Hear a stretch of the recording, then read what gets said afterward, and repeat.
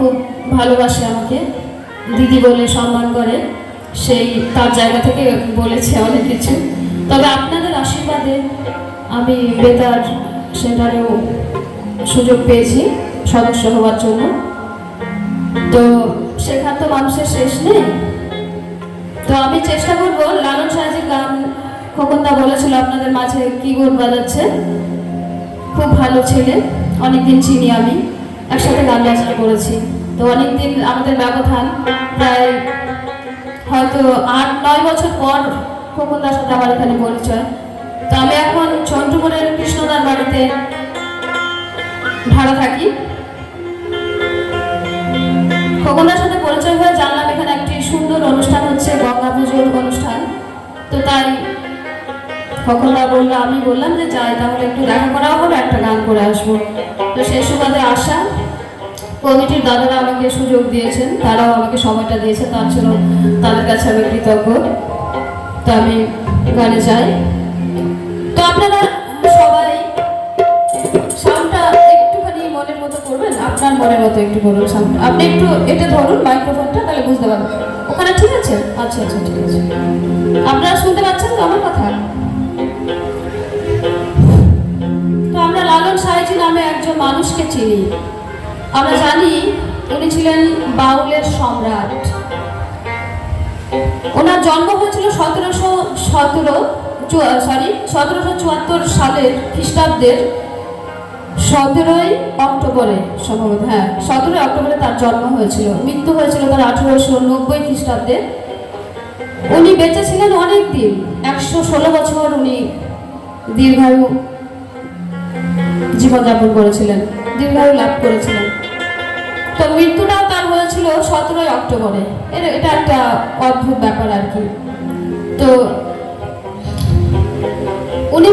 উনি বলতেন যে মানুষের মধ্যে ভগবান। সাধকরা, আমরা সাধারণ মানুষ ভগবানকে খোঁজবার জন্য মন্দিরে, মসজিদে, যেখানে মন্দির আছে, মসজিদ আছে, মুসলিমরা মসজিদে যায়, হিন্দুরা মন্দিরে যায়, তারপরে খ্রিস্টানরা গির্জায় যায়। তো উনি বলতেন এইখানে ভগবান নয়, ভগবান আছে মনের মধ্যে। আমরা যাকে ভগবান ঈশ্বর বলে জানি, অ্যাকচুয়ালি উনি যারা সাধক, যারা সিদ্ধ পুরুষ, তারা কিন্তু এই ভগবানকে মনের মানুষ নাম দিয়ে তাকে ডাকে। তো মনের মানুষ কোথায় আছে? মনের মানুষ আমাদের হৃদয়ের মধ্যে রয়েছে। এই যে আমাদের রক্তে মাংসের, আমার দুটো হাত, দুটো পা, দুটো চোখ, এটা হচ্ছে মানুষ। উনি বলছেন মানুষ ভজলে সোনার মানুষ পাবি। তার মানে কি? মানুষকে যদি আমি ভজি, মানুষকে যদি আমি সেবা করি, তাহলে সোনার মানুষ পাবো। তার মানে আমরা উপরে দেখতে যেমন একটা মানুষ, আমাদের শরীর, হাত, পা, চোখ, চুল, মাথা, কান, এসব নিয়ে বাইরে একটা মানুষ, কিন্তু ভেতরে মানুষটা আলাদা। তিনিই হচ্ছেন আমাদের পরমাত্মা, তিনি হচ্ছেন আমাদের ভগবান, পরম গুরু, মনের মানুষ। তো ওপরে আমরা একটা মানুষ, ভেতরে আরেকটা মানুষ। যদি আমরা ওপরের মানুষকে সেবা করি, তাহলে ভেতরের মানুষকে পেয়ে যাবো, সেটা হচ্ছে সোনার মানুষ, মনের মানুষ, আমাদের পরমাত্মা। তো যাই হোক, বললে অনেক কিছুই বলা হবে, আরো অনেক কিছু বলার ছিল, কিন্তু সময় সংকীর্ণ, আপনাদের অনেক শিল্পী অপেক্ষা করছেন, সেই জন্য আমি গানটা নিয়ে বেরিয়ে যাব। তো একটুখানি আপনাদের বলি, যারা সিদ্ধ পুরুষ, বাউলের তত্ত্ব অনুসারে আমাদের মানুষের মানব দেহে না, মানব দেহের 7টি চক্র রয়েছে। আমাদের প্রথমেই নিচে এই জায়গাটায় রয়েছে মূলাধার চক্র, তারপরে একটু উপরে উঁচুতে আছে আমাদের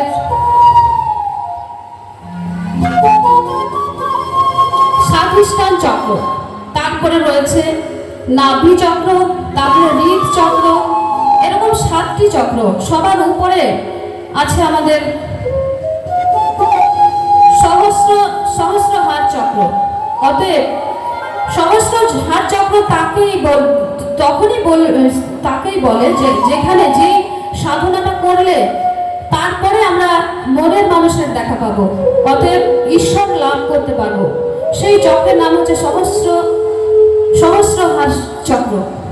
এরকম 7টি চক্র আছে, এদের বিভিন্ন কাজ কাজের এক একটা চক্রের এক একটা কাজ আছে। তো আমরা যেমন সাধনা করব তেমনই আমাদের এই চক্রগুলোর মধ্যে আমাদের মন অবস্থান করে, আমাদের মনগুলো ওই চক্রের মধ্যে থাকে। আমরা যেমন যখন সাধনা করব ঠিক তেমন সেখানে থাকে।